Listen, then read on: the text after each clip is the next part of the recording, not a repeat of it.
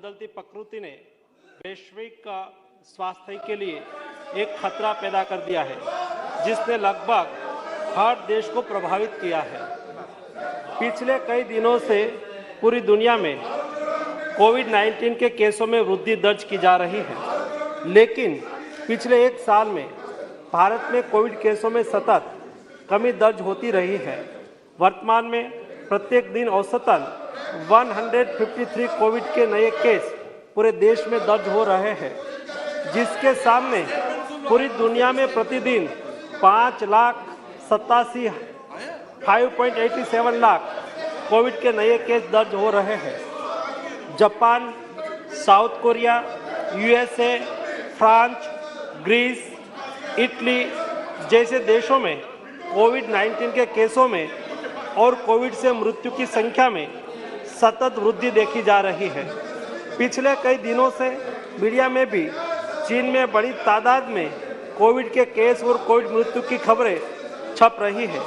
माननीय प्रधानमंत्री जी के नेतृत्व में स्वास्थ्य एवं परिवार कल्याण मंत्रालय ने proactive, pre-emptive, all of government and all of society approach के साथ शुरू से ही कोविड-19 महामारी का मैनेजमेंट किया है और इनके बहुत अच्छे परिणाम भी हमें मिला है।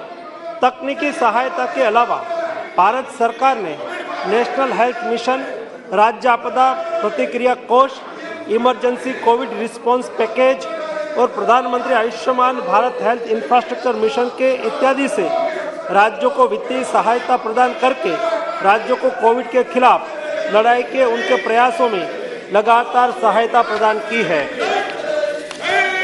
केंद्र सरकार और राज्य सरकार ने साथ मिलकर 220.2 यानी कि 220 करोड़ कोविड वैक्सीन के टीके लगाकर कीर्तिमान स्थापित किया है, जिसमें पात्रता वाले 90% आबादी को दोनों टीके लग चुके हैं और 22.35 करोड़ आबादी को प्रिकॉशन डोज भी दिया जा चुका है। कोविड-19 के नियमन में चल रहे लगातार प्रयत्नों के अंतर्गत और विश्व में बढ़ रहे कोविड के केसों को देखते हुए केंद्रीय स्वास्थ्य मंत्रालय वैश्विक स्थिति पर नजर रख रहा है। कोविड-19 के बदलते वेरिएंट से सार्वजनिक स्वास्थ्य के सामने जो चुनौतियां पैदा हो रही है, उस पर सरकार लगातार कदम उठा रही है। राज्यों को भी स्थानीय स्तर पर सामुदायिक निगरानी बढ़ाने के लिए और कोविड को नियंत्रित करने के लिए सलाह दी जा रही है। राज्यों को जीनोम सीक्वेंसिंग बढ़ाकर सभी पॉजिटिव केसों का जीनोम सीक्वेंसिंग करने की सलाह दी गई है, जिससे अगर देश में कोई नया वेरिएंट आता है तो समय से उनकी पहचान कर सार्वजनिक स्वास्थ्य के लिए कड़ा कदम उठाया जा सके। आने वाले त्योहार और नए साल को ध्यान में रखते हुए राज्यों को सतर्क रहकर लोगों का मास्क पहनना, हैंड सैनिटाइजर करना, रिस्पायरेटरी हाइजीन का ख्याल रखना और सामाजिक दूरी बनाए रखने की जागरूकता लानी चाहिए। राज्यों को कोविड वैक्सीन की प्रिकॉशन डोज बढ़ाने पर और लोगों को प्रिकॉशन डोज की अहमियत के प्रति जागरूकता लाने के लिए भी कदम उठाना चाहिए। अंतर्राष्ट्रीय हवाई अड्डे पर विदेश से आने वाले हवाई यात्रियों के 2% कोविड RT-PCR रैंडम सैंपलिंग भी आज शुरू कर दी गई है।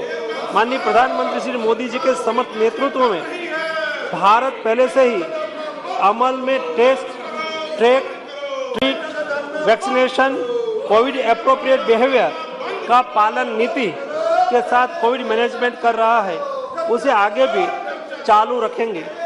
इस वैश्विक महामारी के नियंत्रण के लिए हम संकल्पित हैं और इसके लिए सभी आवश्यक कदम उठाए जा रहे हैं। मैं सदन के सभी साथियों से सरकार के इन प्रयासों में सहयोग चाहता हूं। सभी माननीय सदस्य लोगों के बीच में जागरूकता लाए कि वैश्विक महामारी अभी पूरी तरह से खत्म नहीं हुई है और हमें कोविड वैक्सीन का प्रिकॉशन डोज लगाने के उपरांत सभी को सतर्क रहकर कोविड प्रोटोकॉल का पालन करना चाहिए।